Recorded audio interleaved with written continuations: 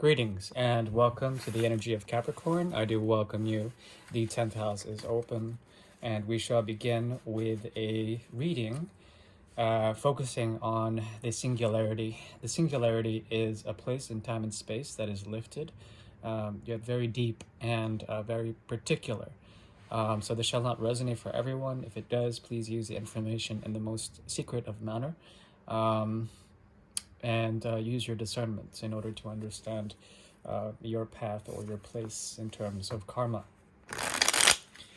We'll go ahead and begin. I'm working from a deck from 1890. It's a very, very old deck. I do thank you for your likes and subscribes.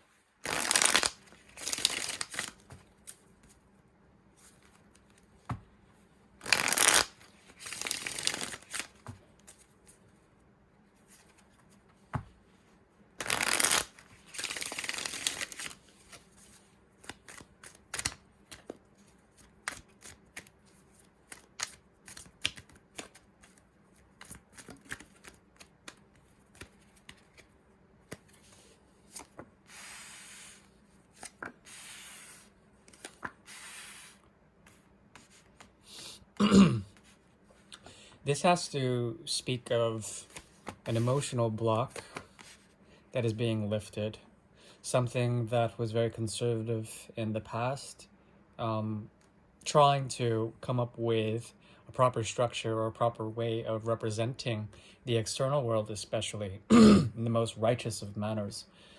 Trying to find balance. This has been sort of the thing within this situation. This speaks to me of a deep connection to the moon, as well as of layers that are beneath the surface and are emotional in nature, but also a source for imbalance. Perhaps you've made the choice to be devoted or dedicated to a practice or into a way of working, a way of doing things. But this has not been the easiest of things for you.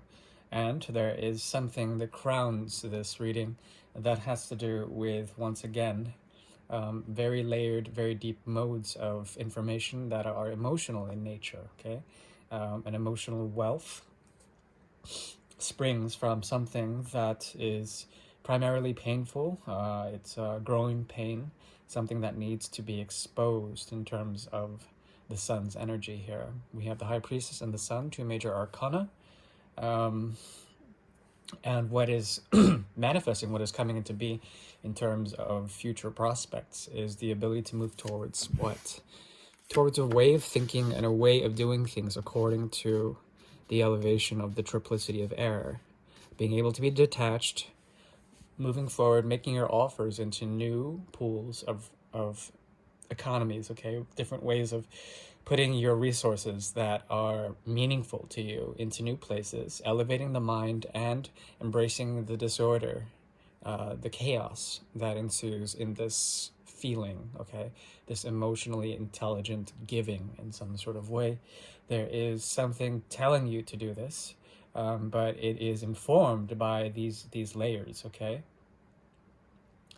In the past, there was a way for you to lower your shield. This might have tricked you into shifting off of a foundation or a structure of your life that has been very much important in terms of fixation, trying to conserve one's energy, trying to find a place of home, okay? But this is also emotional in a way, as I've mentioned. Mercury is very strongly informing you, and might have led to the path of the Hermit. Okay, Ten of Pentacles in reverse, or possibly the Two of Pentacles. Okay, lots of Virgo energy here. Virgo is all about the hands being able to manipulate, sources of information. The axis of Virgo as well as the axis of Pisces is very much entwined in your reading. Okay, with this axis, it speaks about devotion to ways and means that are abstract or out of our knowing. Okay, but there is a methodology behind it. Okay, what arises out of this is the Three of Swords. Very difficult in terms of trying to raise one's truth against disparity or truth against stagnation, causing in effect a great deal of mental anguish. Okay, the Three of Swords is not a good card to have. However, with the High Priestess residing over it, as well as the Sun on the subconscious layer, there is a type of awakening or some form of secret information that is coming into being, something that you know about that you can't say within this realm of pain or this realm of thought making, that is very difficult. Okay, never fear. The things that you are dealing with now has been informed since the last moon in Libra.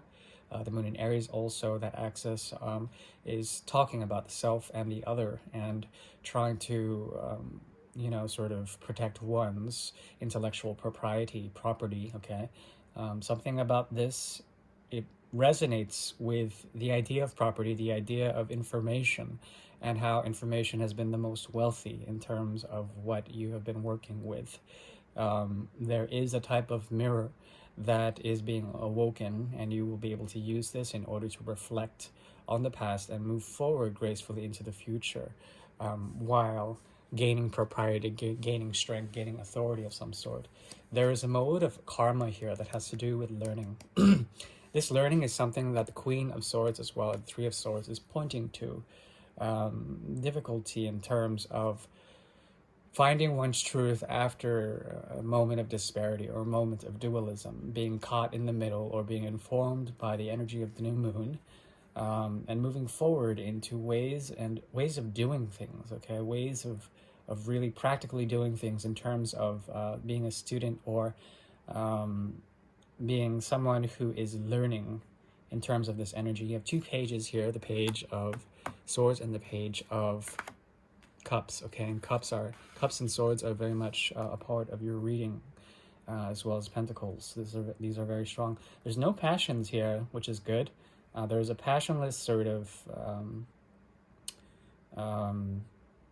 cooling. There's a cooling effect that surrounds this reading, and what I'm seeing here is an addition to a legacy that you may be pondering upon, that you might have pulled from your ancestors or your bloodline. Okay, this is essentially leading into a new type of way of doing things. Okay, that leads to some form of karma that is being trying to sealed off or balanced out from the past. Look to the energy of Virgo. Look to, I would say, the sun's energy is very strong. Look to the sun. The hidden sun especially. Wait for the next day. That is my advice for this reading. Also, the moon is very, very much in effect within your reading. Sun and moon eclipses, if they are occurring, those will be times of elation and revelation. Okay, that is the reading for Capricorn. I do thank you.